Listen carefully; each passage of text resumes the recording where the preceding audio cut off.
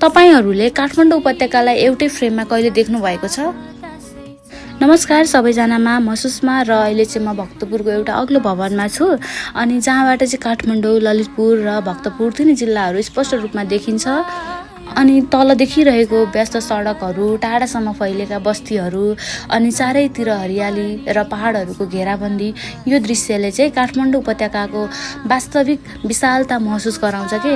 अनि हामीले दैनिक जीवनमा चाहिँ यी जिल्लाहरूलाई अलग अलग रूपमा चिन्छौँ नि त, तर यहाँबाट हेर्दा चाहिँ यी सबै एउटै उपत्यकाको सुन्दर चित्र जस्तो देखिन्छ के।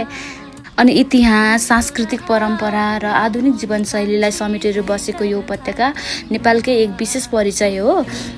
कहिलेकाहीँ चाहिँ हामीहरूले यस्तै उचाइबाट सहरलाई हेर्दा चाहिँ हामी बस्ने ठाउँलाई नयाँ दृष्टिकोणबाट पनि चिन्ने मौका मिल्ने रहेछ। अनि मलाई आज यस्तै फिल भयो। अनि यो भिडियो गराइराख्दा चाहिँ काठमाडौँ, ललितपुर, भक्तपुर तीन जिल्लाहरू एक उपत्यका अनि मनमा बसिरहने एउटा सुन्दर दृश्य के। है कस्तो रमाइलो। हस् बाई बाई। भिडियो यति नै थियो के।